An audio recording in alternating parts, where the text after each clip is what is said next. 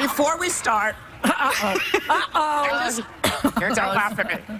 Something has happened in the world that I just feel so upset about. Just before we went on the air, some news broke on TMZ and also corroborated by CNN. And that's really corroboration. After 12 years together, 2 years of marriage and 6 children, Angelina and Brad are breaking up. The audience, it's shocking. I mean, according to all those people, and of course we always believe everything they say, there's irreconcilable differences. Wow. It's just too much. It's sad. It's a little sad.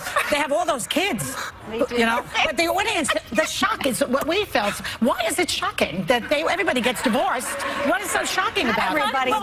A lot of people in the showbiz, especially, you know, it's like a high level of divorce. Why them? You never thought they would. I think when you see them together, you get the sense that, you know how sometimes you see a couple and you're like, they got it right. Whoopi's still not over it. It's okay, I'm good now. But when I saw them together and I saw the causes that they represented and fought for, it seems like they didn't just meet, like the bodies didn't just meet, but the hearts and minds met too. So when you see them crumble, you think, man, this could happen to anybody. Anybody can crumble. And it's sad. You watch them sort of grow together. You feel like you know them sometimes when you see these celebrities. And what are the details? Who's been cheating? Come on. Supposedly, there's no third person. There's no detail. There's no. No, there's not. There's not always. There's not always. But she filed. So she filed. So you know, who knows? But people felt it was important that we bring this news to you. Somebody said, you know what? One of the girls backstage said that if this had happened yesterday, terrorism would not be on the front page.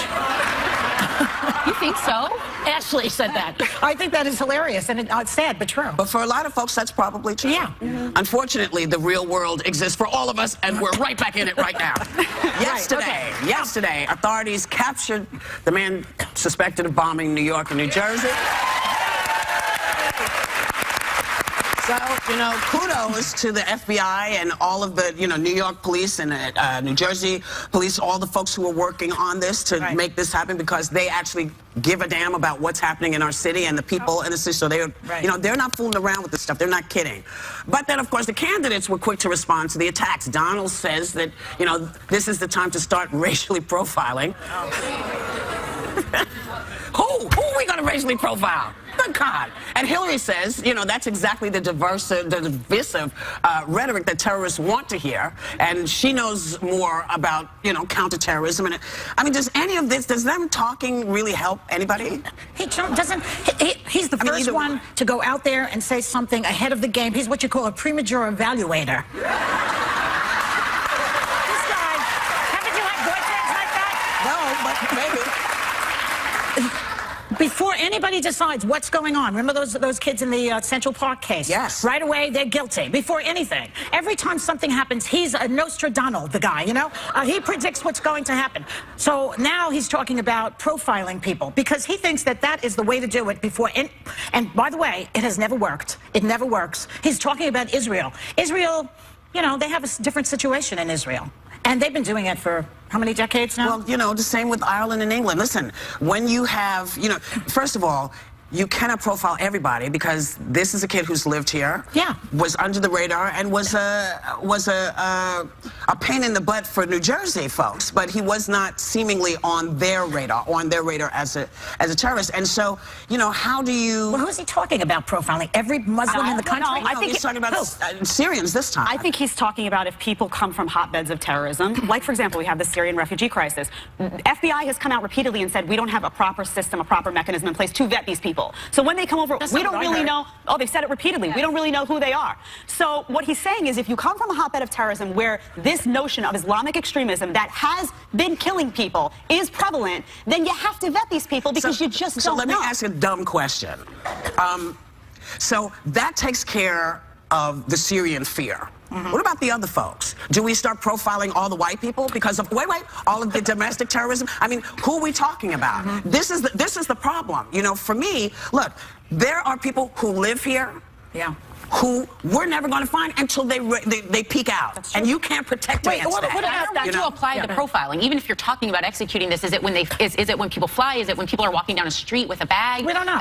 I'm just curious how you would implement it. I think he's talking about right now the people that actually are coming into the country that are new. I think it's true that we have a homegrown terrorism problem here, and oftentimes it's American citizens that are the problem. That's a separate issue that has to be addressed. He wasn't an American citizen, That's and true. so was the kid down in Florida. I agree. You're not going to stop all of that. But they have been immigrants or refugees from other countries. The man that was did all the bombings was an immigrant of Afghanistan and traveled there over several times and even spent a year there. The man that stabbed 10 people in the mall was from Somalia.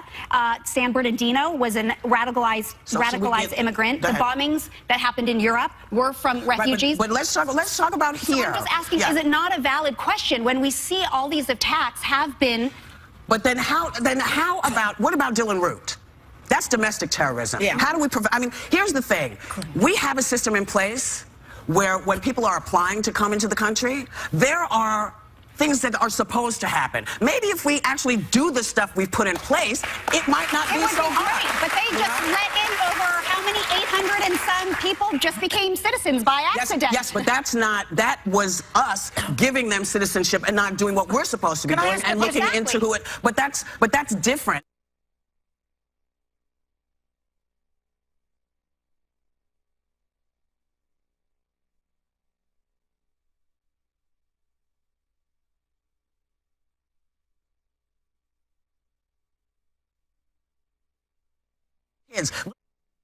Terrorists are, do the work we're supposed to do and stop putting it on everybody, because every time somebody says it's them, somebody gets pissed off and does something stupid. But let me ask you something. Does the country then include Brussels and France? Because a lot of terrorism is happening in Brussels and France. So are we not allowed to have anybody coming from those countries? But I think that's not what he's talking about, though. No, but that's the point. It's about a color. Let's come back to it. It's about a color. We'll be right back when we come back. No, we'll do more when we come back.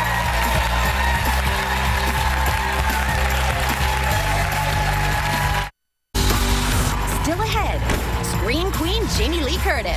Plus, Magic Johnson's wife Cookie shares the shocking moment she found out her husband was HIV positive. And View Your Deal has your Emmy-winning sexy secrets. And we partnered with vendors for at least 50% off. So we're back.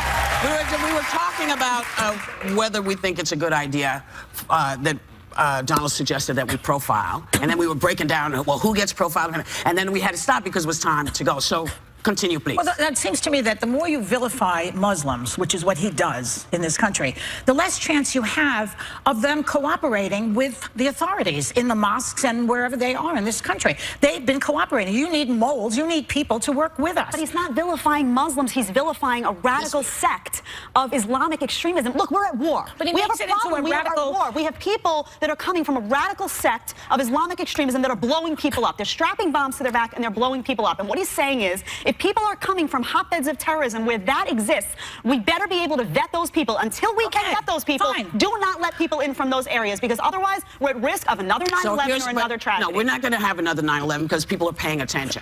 You can't, you know, that... You never know, though. No, you don't ever know. But I'm saying this. Yeah, there's a lot of bad people in the world. And when you come to this country, you're supposed to be vetted. If you're not from here, you're supposed to be vetted. If you're not doing the job, there's a problem. Maybe the problem is with the government. Don't talk about... I agree. So stop blaming the people who are coming here. But that is not blaming the system. But something that Hillary is suggested that she wants to do is increase the refugees by 500% when the FBI has confirmed that they can't be properly vetted. So that is where the problem is. So I'm agreeing with you. No, I understand. But for me, is it not...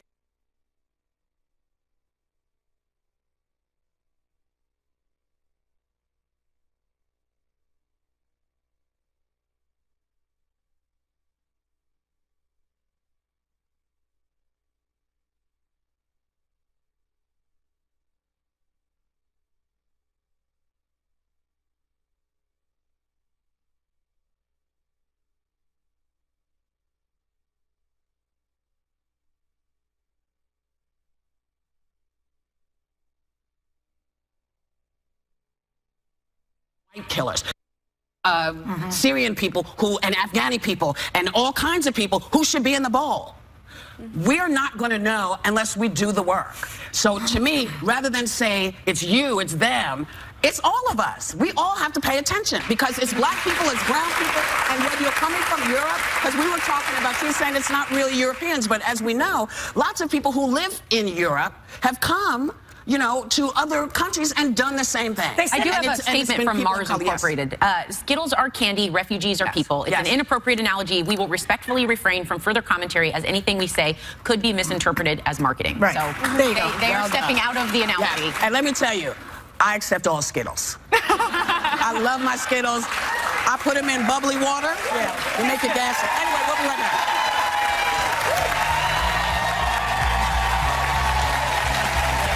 Scream Queen star tomorrow. Blackish star Anthony Anderson. Hey, well, I'm back. Jamie Lee Curtis is back for season 2 of Scream Queens, honey. Baby, you don't know the half of it. She also just wrote an amazing new kids book, This Is Me, a story of who we are and where we came from. And this is Jamie Lee Curtis.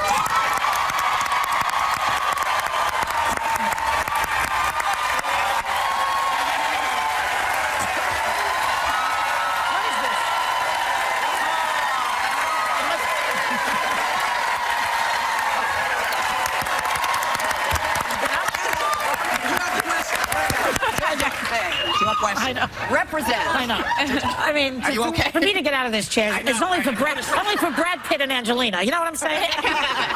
Let me ask you something. You know, your parents were very famous people. In case you don't know, you're very young out there. Tony Curtis and Janet Leigh. Most brilliant, wonderful, beautiful, talented family she comes from. And they were very active Democrats, your parents. They were. But you have not been that vocal. So all of a sudden, I see you with a Hillary pin over here. What's going on? So a couple things. You know, my parents divorced, and I will tell you, for children of acrimonious divorce, it's horrible. Yeah. And I will tell you that in my book, This Is Me, Story of Who We Are and Where We Came From, which is the story of immigration, which is the story that all of us are immigrants, and that if you were told you were leaving tomorrow, forever, as a child, what would you put in the suitcase in the back of the book? But the reason I tell you it is that what I would put in this suitcase, the first thing is a little gold box that says Tony Hart Janet. Now, the reason I say that to you is that my parents hated each other my whole life. I was raised in a house of hatred for the other. And as a child of famous people going through divorce, I beg you, do not buy magazines with these children on it. Do not support the public shaming of people who are public figures going through divorce, because I'm a child of it, and I will tell you, it's heartbreaking and painful enough than to have a public scrutiny to it. So that's all I wanted to say. What I would put, the reason I would put that little gold box is because it represents that my parents loved each other, and that I was born out of love. And even though their marriage ended, that item, along, by the way, with my wedding picture, which has my entire family, the only time in my life it was ever in one room. Oh, they were both there. Tony, Janet, my stepfather, my grandmother, my godparents, all my siblings, and my husband's family. One room, one picture. So, to me, I know I've gone off of Hillary, but we'll go back to Hillary. That's all right. No, but it sort of just jives with what we're all talking about, which is just, it's a hot topic, but it's a very personal topic. So I just, you know, anyway, Hillary, yeah. So, you know what happened is my famous parents, when they were married, were very active. They performed in the famous 1961 snowed-in inaugural for John Kennedy. My mother, under the Johnson administration, was offered an ambassadorship. I mean, you have to have been a pretty big supporter to be offered an ambassadorship. She turned it down because she was a mom and a wife and didn't feel like it was right to do that to her family. But they were very active, and then my mom kind of went to the dark side and married a businessman who was a Reagan Republican and sort of stayed that way. Well, I know. And by the way, again, whatever. And so what happened is that when I was at the Golden Globes and it was the beginning of this political race, there was this moment where I felt like if I didn't finally just open my mouth and say what I thought and felt in a public way. So what'd you say? I went to Iowa. and I said a lot. And I met a lot of people, and I've been around the country talking about what she represents, the amount of experience she has, the promise for this country, and it's been a very enlightening experience. You need to go to Florida maybe next. Well, you know, I'm in the middle of shooting Scream Queens. You're coming back, season 2. We are coming back. You season have 2. a great cast: Emma Roberts, Keke Palmer, Abigail Breslin, and Taylor Lautner. Yeah, he's great. Yes. Love him. And we're now in a hospital, and now we're all doctors, and I'm a doctor instead of a dean. I was given the honorary doctorate that they stripped from Bill Cosby.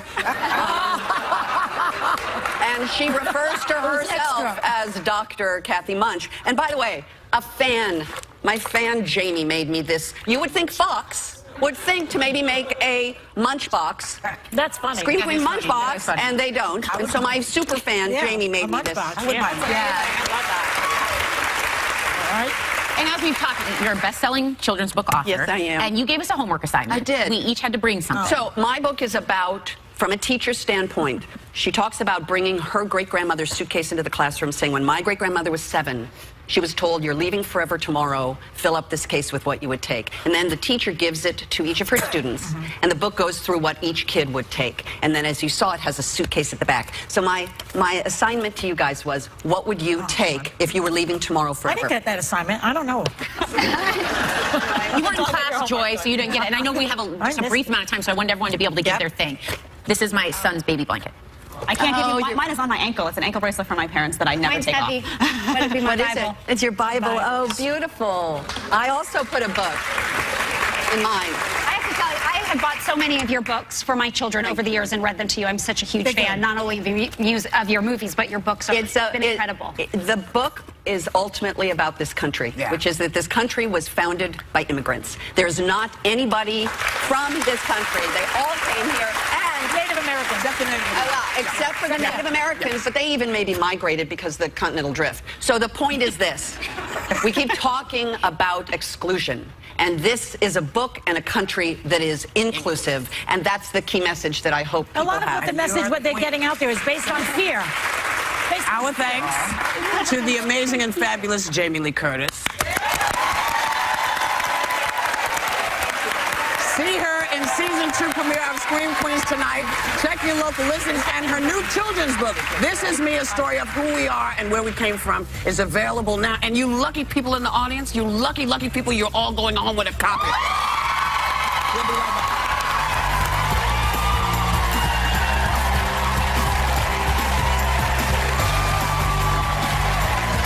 Next, Magic Johnson's wife Cookie shares how they celebrated 25 magical years after his HIV. Because of the HIV virus that I have attained, I will have to retire from the Lakers. My wife is fine. She's negative, so no problem with her. I plan on going on, living for a long time, bugging you guys like I've always have.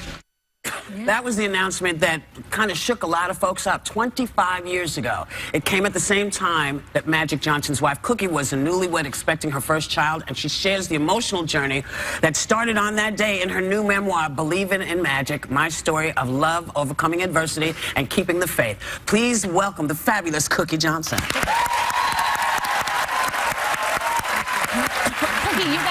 you had just celebrated your 25th wedding anniversary, and I heard that he pulled out all of the stops. Oh my God! And it was a kind of a surprise to me. I figured he was doing something, but anyway, yeah, we had 4 different parties in Monaco, Saint-Tropez, Antibes, you name it, he did it. It was amazing, and all of our closest friends.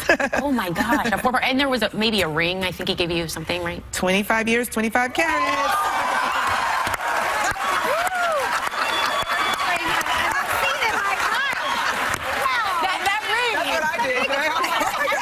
So heavy. So 25 years, 25 carats. Okay. I think I'm just going to put that on a shirt. That's magnificent. So let's talk a little about the book. And the day Magic revealed his diagnosis to you, just 45 days into your marriage. You had a baby on the way. So did you think he was kidding? What did you think? No, because you know, I was in shock. I was just in shock. You know, it was devastating. I was at home about to watch him on a game. You know, he was in I think Denver or somewhere playing Utah, and he called me, and I'm sitting there waiting to see him walk out. Yeah. But he's on the phone going, "I'm on my way home, and I have to tell you something." And I knew then that had been something very important if he wasn't on that basketball court. And so when he got in, you know, he didn't beat around the bush. He just told me, and I was just scared to death that in the meantime waiting to find out what it was, because he didn't say what it was, and my mind was going through all kinds of crazy things like, oh my God, we just finally got married, are we gonna, does he want a divorce already, you know, what is it, you know? So I had no idea. And you were pregnant at the time, right? Just found out. It took 2 weeks to find out if the fetus was going to be HIV positive. Yes. That's a rough 2 weeks. Yeah. So how did you deal with that? It was so hard. I dealt with it by going to the Lord, getting on my knees and praying about it. Yes. And leaning on him and believing in faith that he was going to pull us through this, and that's what I did. I couldn't, you know, I couldn't fall apart. I couldn't, you know, I had to be strong for him. Was there a test they could have given you though? Not back then. No, back then the test took that amount of time. I see. Nowadays, that's right, 2 weeks. You know, you get a quick response. Yeah. You can do it like overnight. Yeah. That's rough. Which is wonderful. You talk about one moment that really resonated with me as a woman, where you were waiting behind closed doors as he had to let the other women, you know, that he had been with know about this. You know, when you get HIV or AIDS, you know, it can be in your body for 10 years and you wouldn't know it. So you have to, you know, and you have to be responsible. So he, you know, he had to shut himself in a room and call people, you know, and over a 10-year period. So it was quite a few people. And so, yeah, no, that was not a good feeling. I didn't like it. But again, when you think about what was going on and you know, what you were facing at the time. At that time, I felt I was facing two things. You either stay here and help him live, or leave and let him die. And I chose to help him live. I have so much respect for you for that. And as a woman, I have so much respect and admiration for you and the way you handled that moment that I can't even find words to express it, but it moved me beyond measure to just see that. Thank you. See that you got through that. Well, you know, I love talking about faith, and I know that you are a devout Christian. Yes. And so I want to know how your faith has helped you overcome everything that you've gone through in the last 25 years. It was everything, you know, and like I said, like from that day, even from, I talk about our courtship, how we, you know, had on and off relationship for 12 years before we got married, and how hard it was to even get married. So to get to that point, and then that happened, like right after you got married and right after you found out you were pregnant, was devastating. But for me, each time an obstacle hit me, I went to the Lord. And what you do is I went not only praying myself, but I started researching and searching the word and going to Bible study and going to my pastor and understanding the word. So what you do is you find out like what God's promises were. God has promises for us. And when you find out what those promises are, he will unleash them. And it helps you. You take your fear, you turn it into faith, and that's how you move on. Yes. And the other great thing that I have to say, you know, is because of Magic's struggle, people paid attention like this. Yes. They paid attention, and so he's lived for the last 25 years very well and very lovingly and very happy. And I got to say, you know, he was instrumental in us explaining to people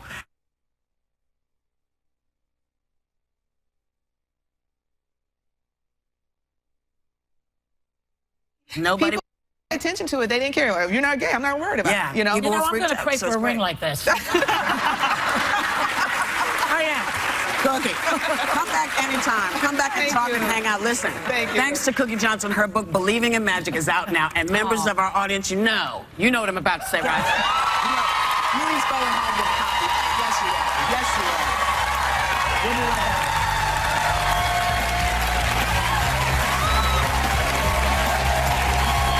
The stars spent hours getting red carpet hot at the Emmys. And up next, we partnered with vendors for at least half off products that'll make you feel like a superstar every day.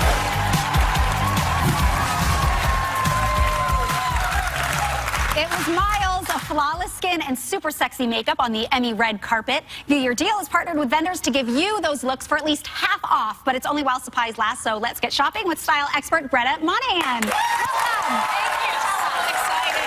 Laura Geller, beauty is amazing. You can look as though you had a makeup artist in your bathroom. Start out. There are over 50 different items here, and literally they are pro-pigmented in every single color and skin tone you can imagine, along with the #1 product, cult favorite, Spackle. This evens out your skin tone. You don't have to wear it with makeup, but you can also wear it underneath makeup, and it's amazing. Conceals the pores? It conceals the pores, finishes beautiful. Original price, $20 to $33 for these. Today's deal, $10 to $16.50. 50% off. Check this out. I'm telling going to give you this. I brush my teeth about 5 times a day. I'm obsessive. So what is this going to do? Go Smile 2-in-1 whitening and cleansing. That's why I love this. Blue light tech really activates the whitening gel, and it times you for 2 minutes so you can be doing it in your sleep like I am in the morning. And it works. This is amazing. Original $129. Today's deal, hold on to your seat, $64.50. 50% off. Celebrity smile like yours. That's what everybody wants. I like white teeth. Right. Light stem. Now this is really cool. Check this out. Okay. FDA clear.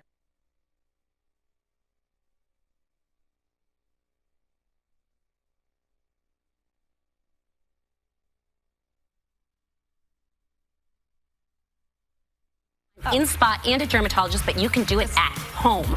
Yeah, you literally leave it on for 3 minutes and then move the spots. Okay. Original price on this is $169 to $249. Today's deal, $84.50 to $124.50 and free shipping. Perfect. Madison Reed. Okay, so everyone knows shiny hair color, beautiful. You want to keep that looking good. This is actually a home hair color kit. I brought one here open to show you guys. Everything you need, gloves, barrier cream, everything. 18 gorgeous natural shades, beautiful. You pick this, or you do this simple, beautiful Insta Shine. Everyone uses this to keep the shine up and to keep the brassy tones down. Original price on these kits is $25 to $30. Today's deal, $12.50 to $15 for 50% off. That's major. This I love. Have you seen these? Yes, I these love Aqua's these. hair towels are amazing because they're lightweight. They instantly absorb all the water out of your hair, but also they're soft, so you are damage and frizz free. And the turban is cool because it won't break your hair. See, she's so cool. Tie that turban, girl. Woo! Look at that. Original $15 to $30 on these. Today's deal, $7.50 to $15. And this is a huge one. This is an actual sports towel, so you get to use it for yoga, backpacks. $7.50 to $15. Love it. Amazing. Okay. And this I love. So PMD, classic, and for men. We have one that is classic and men. This is how you get your glow on. So everyone knows you have to exfoliate to have amazing, beautiful, glowy skin.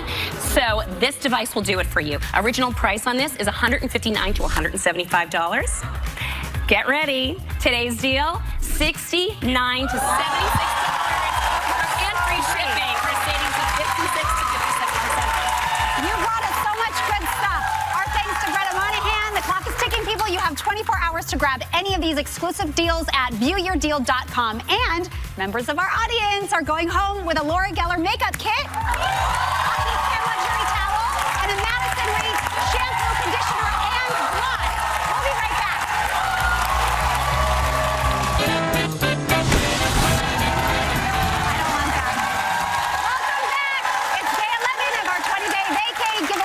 Our sponsor, Wyndham Rewards. Sarah is blindfolded in the Wynn booth today, which is full of numbers that represent our studio audience, and she is about to pick a winner. Sarah, are you ready? I'm ready. Here we go.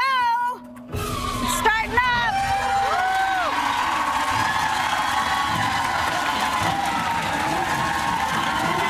That one. Come on out.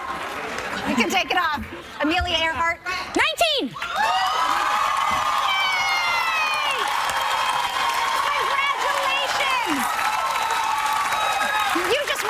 Trip to the Mills House Wyndham Grand in Charleston, South Carolina. And we are giving away 2 more trips tomorrow. Tune in to see which audience member gets one. And viewers at home need to visit our website by midnight Eastern tonight to see how you can enter for a chance to win tomorrow's vacay. Hey, the hot topics keep going on our Facebook Live after the show. Have a great day.